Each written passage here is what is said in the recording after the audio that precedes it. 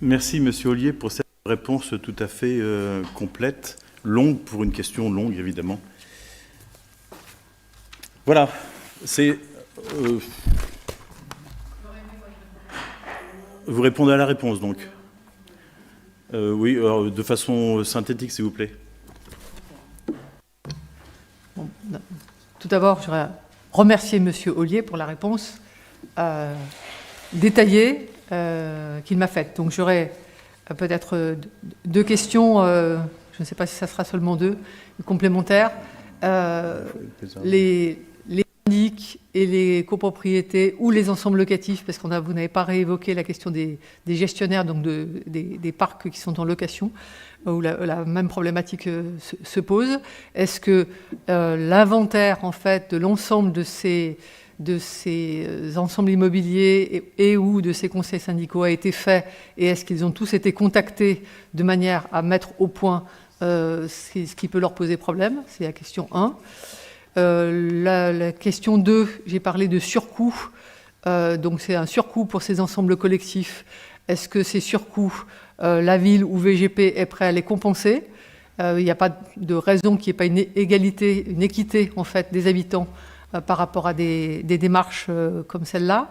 Et troisième point, donc qui ne vous incombe pas directement, mais quand ce marché a été remis en question, quand on ouvre un marché, il y a un cahier des charges, il y a des choses qui sont acceptées ou acceptables et d'autres choses qui ne le sont pas. Donc, qu'est-ce qui était prévu dans ce cahier des charges? Normalement, dans tout projet, il y a une étude préalable, un diagnostic sur les impacts, une étude d'impact. J'ai passé ma vie professionnelle à conduire des projets, à préparer des changements. La première chose que l'on fait, c'est un diagnostic et c'est une étude d'impact. Et ensuite, ça permet effectivement, au moment où on met en œuvre, de décliner ce que l'on avait anticipé. Donc, est-ce que ça a été mené au niveau de VGP? Et que peuvent en dire, en fait, les représentants de la ville de Viroflay qui siègent, en fait, dans ces instances?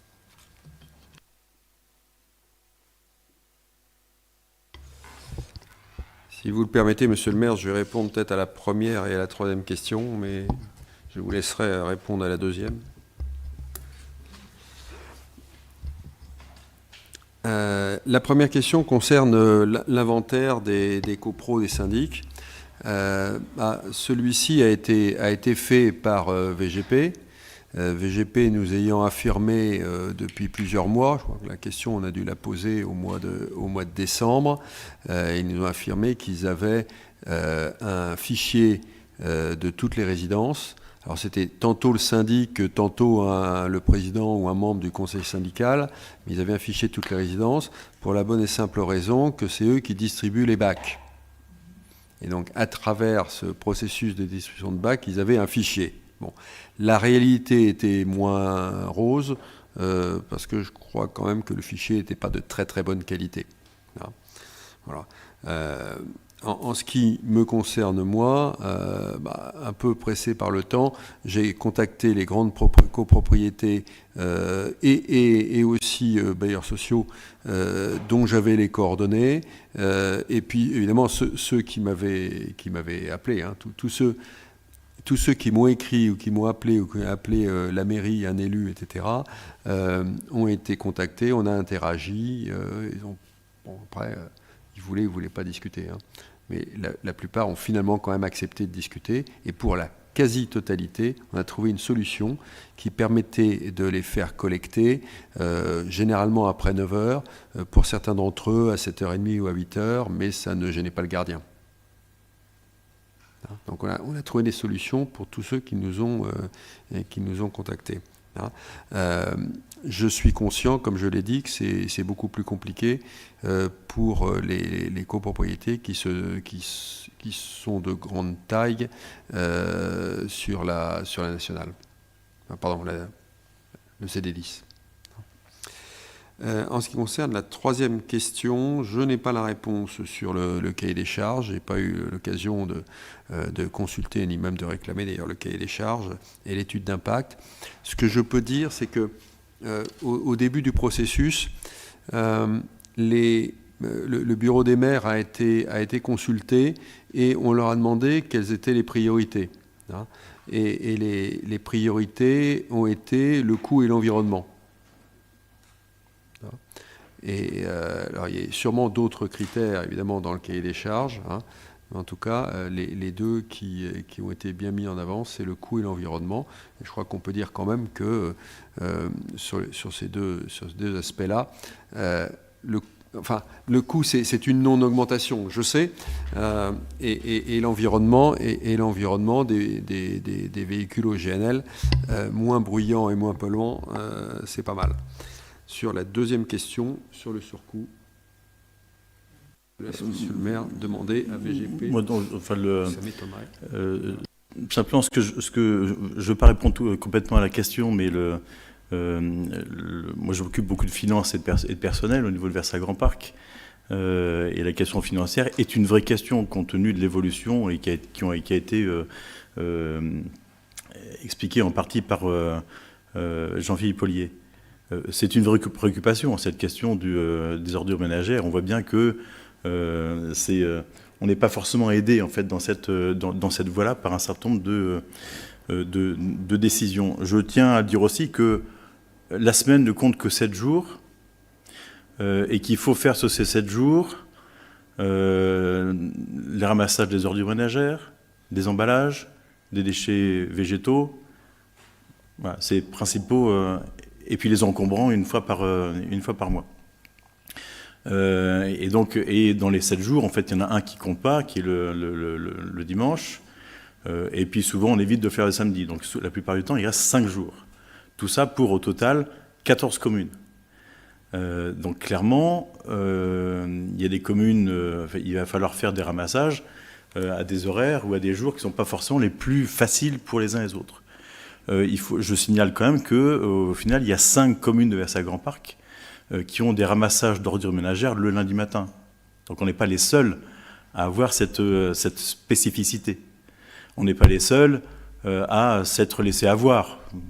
On a pu entendre ce genre de choses. Et je salue vraiment l'implication de Jean-Philippe Ollier sur un dossier traité par l'intercommunalité, donc par une instance supérieure, qui est souveraine pour ses appels d'offres et ce genre de choses, et pour essayer de trouver des solutions pragmatiques. Et ce qu'il a dit est tout à fait réel sur le fait que souvent on entend les gens qui crient avant d'avoir mal. Parfois c'est bien d'arrêter de crier une fois qu'on est certain de ne pas avoir mal. Et ce qui n'a pas été le cas sur certaines collectivités, certaines copropriétés. Et je trouve ça dommage, parce que vous dites qu'il faut aussi associer la population. Lorsqu'on les associe, c'est bien aussi qu'il y ait un répondant constructif, et pas uniquement quelque chose pour essayer de casser quoi que ce soit, sachant qu'on est dans le cadre d'un marché public. Donc le marché public, on ne peut pas non plus revoir complètement l'économie générale de ce marché public. Voilà, donc et l'exercice est un exercice extrêmement simple à faire en chambre peut-être, mais lorsqu'on est sur le terrain, c'est quelque chose qui est quand même beaucoup plus complexe. Donc, et on le voit bien, cette première semaine a été une catastrophe. Il y a des encombrants partout, il y a des poubelles. Alors les Viroflésiens n'ont pas tout compris non plus, ils sortent leurs poubelles jaunes alors qu'il faut sortir les poubelles Bordeaux. En fait, c'est carnaval, là, grosso modo. Donc, il faut que les choses se posent, qu'on constate la façon dont les collectes se font, en fait, à partir de quelle heure, dans quel quartier, que tout ça se stabilise, et après on verra. Il n'est pas envisagé qu'il y ait de compensation de Versailles Grand Parc pour des immeubles collectifs qui devraient avoir des dépenses supplémentaires. Ça n'existe pas. Je me souviens à l'époque où on avait instauré des containers, ça monte à pas mal d'années. Il y a beaucoup de copropriétés qui ont été obligées de faire des travaux complémentaires pour accueillir les containers, pour arriver à les faire rouler sur la rampe ou je ne sais quoi. Donc en fait, ils n'ont pas demandé de compensation vers Versailles Grand Parc. La compensation, c'est globalement de faire en sorte qu'il n'y ait pas d'augmentation de la taxe d'enlèvement des ordures ménagères.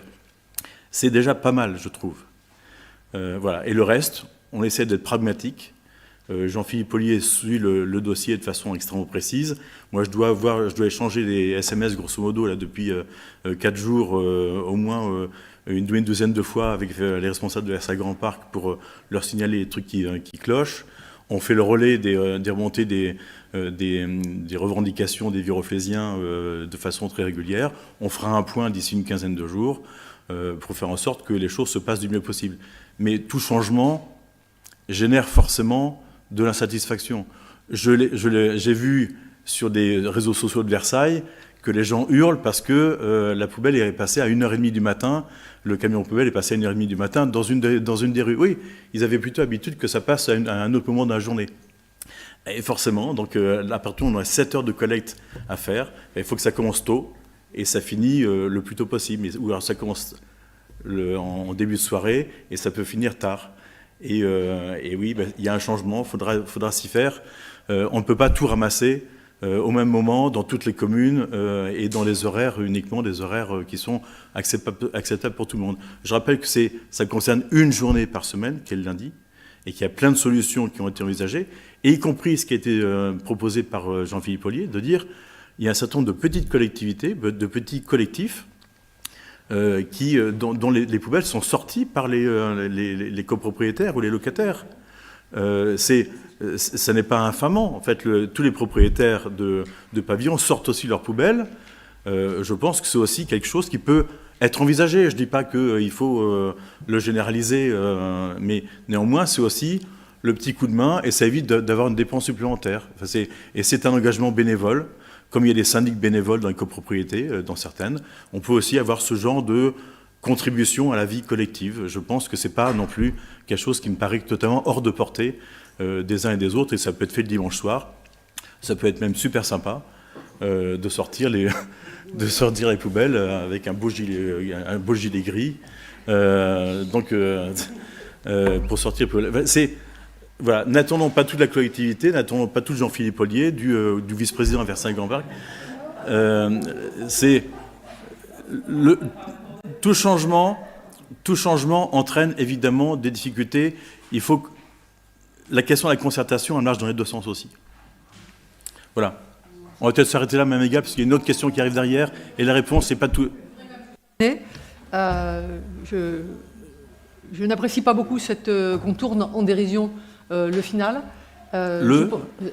Au final, vous tournez en dérision en disant qu'effectivement, ça peut être très drôle de sortir des poubelles le dimanche soir. Bon, on peut ironiser sur la réalité de ce contrat. C'est qu'en fait, on a des gains qui pèsent sur un certain nombre d'habitants sans qu'on les vu venir. Donc, on n'est pas sur la baisse de coûts d'une part. Et d'autre part, on impose des conditions de travail qui sont moins bonnes que celles qui existaient auparavant. Et ça, c'est une règle générale dans nos sociétés aujourd'hui. On réduit les coûts en appuyant sur la tête des plus faibles. Et ça, ça me fait pas rire. Voilà. Quand vous disiez dans votre question qu'on faisait venir les travailleurs, en fait, les rippers, à des horaires où il n'y a plus de transport en commun, lorsqu'ils faisaient les collectes le soir et qu'ils finissaient à 1h30 ou 2h du matin, ils n'avaient pas non plus de transport en commun. Donc, il faut arrêter de dire n'importe quoi. Je veux bien... Je suis désolé, j'ai fait un trait d'humour. Je peux me permettre de faire un trait d'humour de temps en temps, même égal. Mais là, en l'occurrence, il faut arrêter. Oui, effectivement. Et donc, on essaie de trouver des solutions qui soient acceptables par tous. Et je peux vous dire, on est 275 000 habitants dans Versailles Grand Parc. C'est un partage, une solidarité de l'ensemble et avec l'idée de pouvoir maîtriser les coûts. Et peut-être qu'à un moment donné, on dira, hop, on arrête et on passe plus. C'était une question qui a été envisagée. Hein. On arrête de faire 2 collectes d'ordures ménagères par semaine. On pourrait bien n'en faire qu'une. Il y a des communes qui commencent déjà à passer à 1 collecte d'ordures ménagères par semaine. On peut, et Versailles Grand Parc est prêt à le faire, et éventuellement à augmenter le nombre de bacs disponibles pour faire cette collecte unique par semaine.